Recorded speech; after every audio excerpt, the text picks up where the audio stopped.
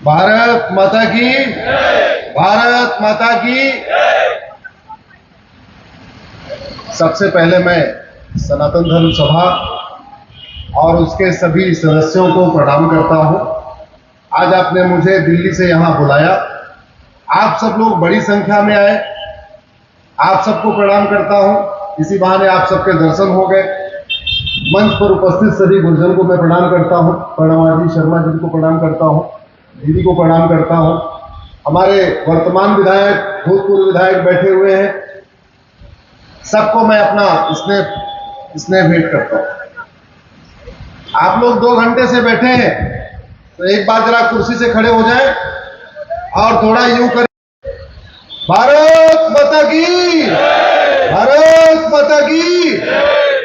अब चूंकि आप लोग पॉलिटिशियन नहीं है, तो अपनी कुर्सी मत बैठिए, थोड़ा अदला बदली कर लीजिए। तो दाएं का बाएं, बाएं का दाएं, कुर्सी से चिपकिए मत, आपस में बदल लीजिए, थोड़ा एक दूसरे की एनर्जी आपको मिल जाएगी।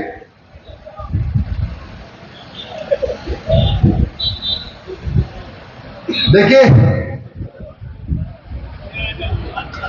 अभी तक तो ये भानपुरा था, आज श्री राम टावर लगने के बाद ये हनुमानपुरा हो गया। तो अब आप लोग आम भाषा में इसको भानपुरा की बजाय सरकारी रिकॉर्ड में चलने दीजिए। आपस में आप इसको हनुमानपुरा भी कह सकते, और कुछ दिन लगातार हनुमानपुरा कहेंगे, हनुमानपुरा कहेंगे। हो सकता है विधायक जी का इस पे ध्यान जाए तो हनुमानपुरा भी हो जाए।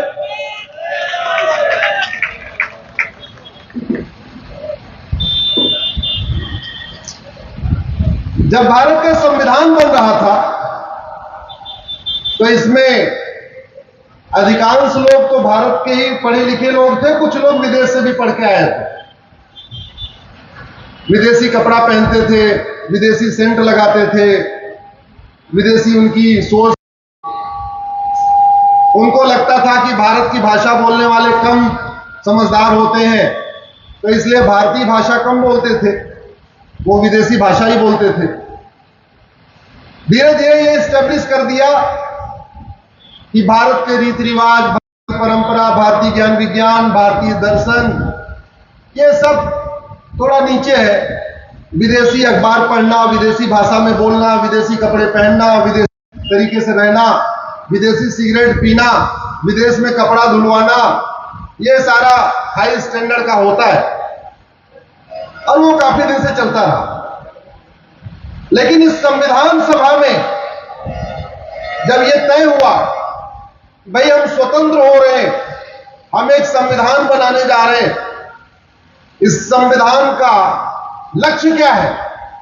अल्टीमेटली आपने राम टावर लगाया है, तो श्री राम टावर का लक्ष्य है कि हनुमानपुरा के सभी लोग सोमवार को महामृत्युंजय सुने, मंगलवार को हनुमान चालीसा सुने, बुधवार को गणेश वंदना सुने, बृहस्पतिवार को विष्णु स्तोत्रम सुने, शुक्रवार को देवी जी की उपासना सुने, या डेली हनुमान चालीसा सुने। एक लक्ष्य आपने उद्देश्य तय कर लिया।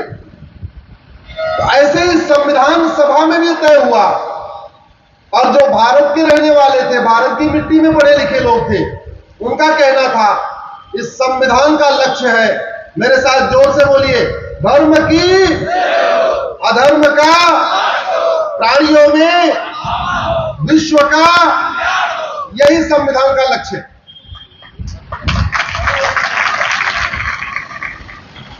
और जो लोग संविधान की शपथ लेते हैं,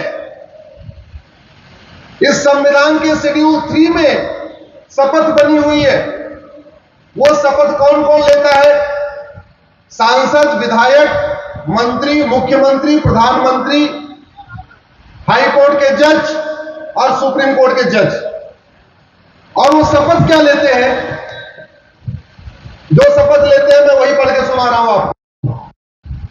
मैं ईश्वर की शपथ लेता हूं। किसकी शपथ लेता हूं? ईश्वर की। हम लोग अपने परिवार में अगर अपने पिता की शपथ लेते हैं तो क्यों लेते हैं? इसका मतलब हम अपने पिता को अपना आदर्श मानते हैं, माता को आदर्श मानते हैं। कहते हैं मां कसम ये काम करूंगा, पिताजी कसम ये काम कर दूंगा, तभी तो लेते हैं। हमारे सांसद, विधायक, मंत्री हाई कोर्ट के जज, सुप्रीम कोर्ट के जज शपथ लेते हैं। मैं ईश्वर की शपथ लेता हूं, न माता की शपथ, न पिता की शपथ। किसकी शपथ? ईश्वर की। तो सवाल यह है, ईश्वर को पसंद क्या है, धर्म या अधर्म? क्या पसंद है? रीतियां या कुरीतियां, प्रथा या कुप्रथा? ईश्वर को सत्य पसंद है या असत्य? हिंसा पसंद है अहिंसा? जोर से बोलिए जरा। चोरी पसंद है ईमानदारी? आप थोड़ा पीछे से बोलते रहिए, इस माइक से बोलिए, रिकॉर्डिंग हो रही है। या भाई साहब को दे दीजिए। ईश्वर को सदाचार पसंद है कि दुराचार? सदाचार। जीव सेवा या जीव हत्या? जीव सेवा। संतोष या असंतोष? संतोष। घूसखोरी या ईमानदारी? ईमानदारी। प्राणियों में सद्भावना या भेदभाव? प्राणियों में सद्भावना। अश्लीलता या इंद्रिय नियंत्रण? इंद्रिय नियंत्रण। इसका मतलब इस संविधान की शपथ लेने वाले सांसदों, विधायकों, मंत्रियों, हाई कोर्ट के जजों और सुप्रीम कोर्ट के जजों की ड्यूटी है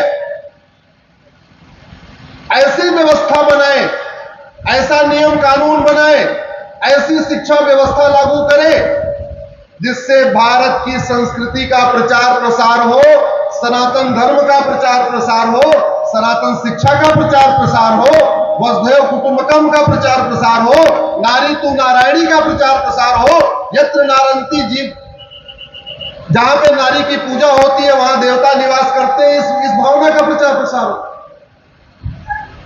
लेकिन ठीक इसका उल्टा हो रहा है। एक दक्षिण भारत का मंत्री कहता है सनातन धर्म तो डेंगू मलेरिया है। दूसरा एक महाभ्रष्ट जो 2G घोटाले में शामिल था, वो कहता है सनातन धर्म HIV है, कोढ़ है। पहली बात तो ये जितने ओट जीवी और नोट जीवी जिंदा हैं, ऐसी बात कहने के लिए अगर हमारा जुडिशियल सिस्टम अच्छा होता, हमारे कानून अच्छा होता, तो आज ये सारे तिहाड़ में होते, बाहर सनातन धर्म को कोड बताने के लिए बच्चे ही नहीं होते।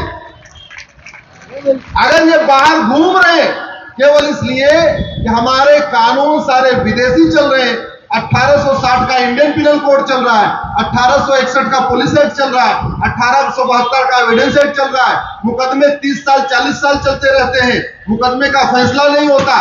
नहीं तो ये जितने सनातन को खत्म करने की बात कर रहे हैं, कोई 10,000 करोड़ की बेनामी संपत्ति का मालिक है, कोई 20,000 करोड़ की बेनामी संपत्ति का मालिक है, किसी के पास 500 पेट्रोल पंप है, किसी के पास हजार एकड़ के खदाने हैं।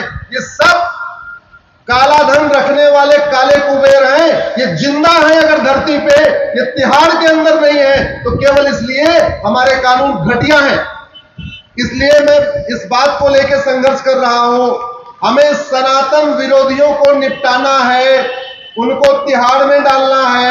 इसलिए सबसे पहले पुलिस रिफॉर्म, जुडिशियल रिफॉर्म होना चाहिए। ये तिहाड़ के अंदर सड़ते रहेंगे, वहीं राम राम करेंगे, वहीं हनुमान चालीसा पढ़ेंगे।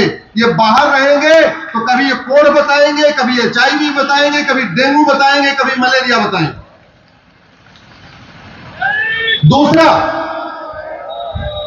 सनातन धर्म को खत्म करने का मतलब इस संविधान को खत्म करना है। यह भारत का संविधान सनातन मूल्यों पर आधारित है। संविधान कहता है इक्वलिटी, सब लोग एक समान हैं। बाइबल नहीं मानता कि सब पूरे इंसान एक समान है। कुरान नहीं मानता कि सब एक समान है। केवल वेद पुराण कहता है, भगवत गीता रामायण से में लिखा हुआ है कि सभी इंसान एक समान है, जिनके अंदर आत्मा है वो परमात्मा है और सब एक समान है। ये कहां से आया? इक्वलिटी वाला कॉन्सेप्ट हमारे सनातन धर्म से आया। यह संविधान कहता है महिला पुरुष एक समान है। बाइबल बिल्कुल नहीं मानता कि महिला पुरुष एक समान होते। कुरान बिल्कुल नहीं मानता कि महिला पुरुष एक समान होते हैं। केवल वेद पुराण लिखा हुआ है कि महिला केवल समान नहीं होती, बल्कि नारी तो नारायणी होती। संविधान का आर्टिकल 15 कहता है महिलाओं को विशेष दर्जा मिलना चाहिए। यह विशेष दर्जा का कॉन्सेप्ट बाइबल कुरान से नहीं आया, यह विशेष दर्जा का कॉन्सेप्ट सनातन धर्म से आया, जहां हमारे यहां हजारों साल पहले कह दिया गया, यत नारंती पूज्यते रमन्ते तत्र देवता। जहां नारी की पूजा होती है वहां देवता निवास करते हैं। सनातन धर्म के अलावा किसी अन्य धर्म में महिला की पूजा ही नहीं होती। कोई एक धर्म बताइए जहां महिला की पूजा होती हो सनातन धर्म के अलावा। कोई एक मुझे दूसरा रिलीजन बताइए जहां महिला पुरुष को समान माना जाता हो। हमारे यहां तो हजारों साल पहले गार्गी मैत्रेयी बाकायदा शास्त्रार्थ किया करते थे। इसलिए जो लोग कहते हैं संविधान को सनातन खत्म होना चाहिए, एक्चुअल में वो कह रहे हैं संविधान खत्म होना चाहिए।